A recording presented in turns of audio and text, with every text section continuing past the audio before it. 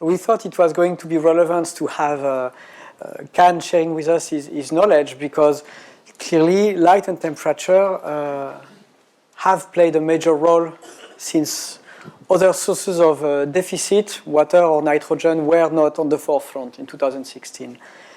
So how can we make progresses? How can we learn more about the time profile of those color accumulation? Last year at the Vintage Report, we were discussing this decoupling between sugar and color accumulation, which is mainly believed to be affected by temperature threshold going under or above 35 Celsius. And it seems that the decoupling occurs around that sweet spot. So, but each situation being different, we thought it was going to be interesting to share with you some results we obtained this year by looking at the time profiles of color accumulation regardless of sugar, and also looking at how the side of the row, is the cluster facing the morning sun or is the cluster facing the afternoon sun, was affecting the color accumulation pattern. And in order to do that on the same cluster, we use a non-destructive technique, which is again based on fluorescence, but this time instead of focusing on flavonols and nitrogen and chlorophyll, we purely focus on total anthocyanin. So it's a different machine, but the principle is the same. We excite the skin compounds and we look at how their excitation bounces back, and as it bounces back towards the observer, a fraction of what has bounced back has been actually filtered out, screened off by anthocyanin compounds. And this is the technique we used. So here on the y-axis you are looking at anthocyanin accumulation measured non-destructively and expressed therefore in terms of milligram per square centimeter of skin. So of course you are seeing similar patterns than the ones I was discussing earlier based off Matthews, the Chilean colleagues.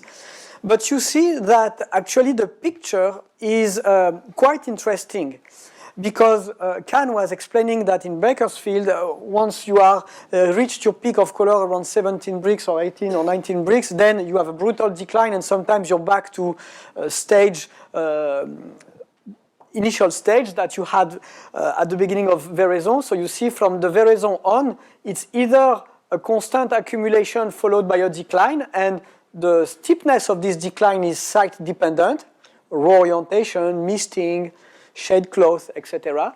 But some sites, either because you are modulating the speed at which color accumulates via practices, or maybe also because you have a higher crop load, you see that by the end of September we have not even reached that plateau. So what I'm trying to convey here is that the peak of color is extremely variable according to the site. We only understand that temperature degrades and negatively affects the trajectory of those accumulations. So therefore, the question that naturally occurred to us was, well, let's keep everything equal, so same vineyard.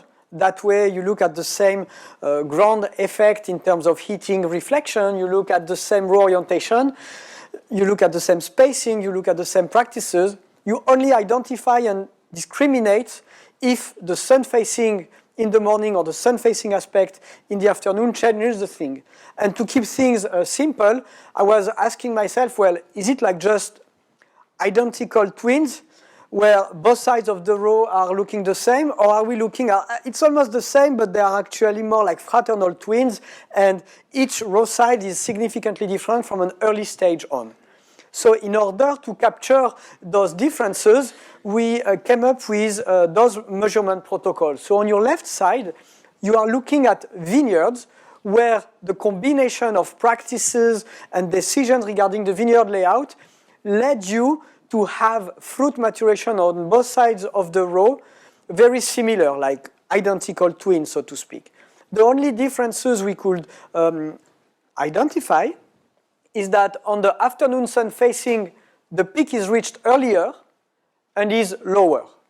Again, those units are obtained by fluorescence, so it's milligram per square centimeter of berry skin.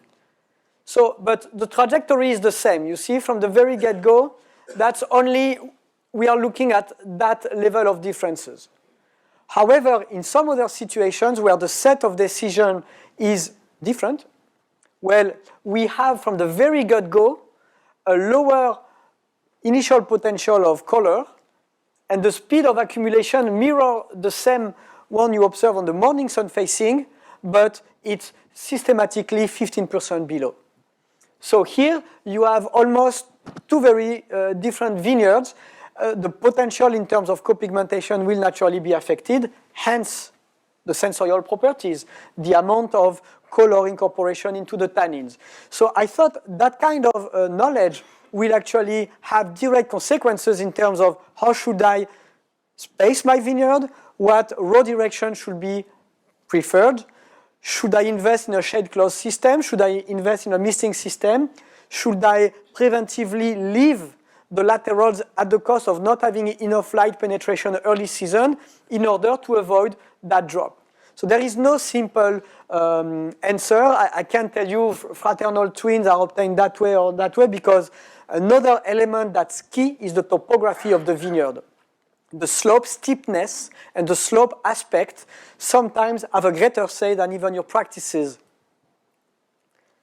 So that's the fifth take-home I wanted to say, that through the analysis, so we had hundreds of profiles, but everywhere the keynote was impacted by light exposure systematically. The shape, the trajectory of accumulation is generally an increase, a leveling off, but you are not bound to observe a decline. You saw that sometimes it keeps increasing and sometimes it stays steady with some benefit on co-pigmentation, one might think. And then cluster facing afternoon sun, the only general trend is that it levels off earlier most of the time and it reaches a lower peak value. So in practice, well, rethink your practice according to the relative impact of temperature versus light, and really start to pay attention at other elements that really may make your practices a little bit not useless, but of a degree of magnitude below in terms of efficacy. Shade close, misting, canopy width, and lateral, that's great to manipulate the microclimate, but what kind of microclimate do you start with? And for that, it's important to acknowledge slope aspect. So aspect is really the deviation from the north-south axis. Here you see a vineyard with a 45-degree aspect. Here you see a vineyard with a 225-degree aspect, southwest versus northeast. But here is what you see in a typical vineyard where the terrain is showing a lot of variability. The color distribution here does not tell you the slope aspect.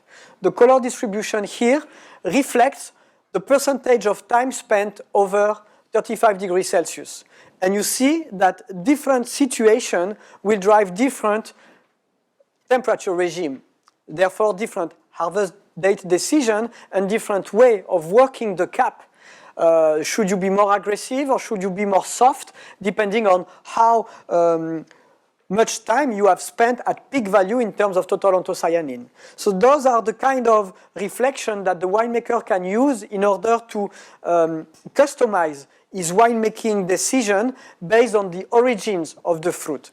So that's why I thought it was going to be relevant to invite Caroline Merrill from Washington State University, since in a few weeks she will be done with her PhD.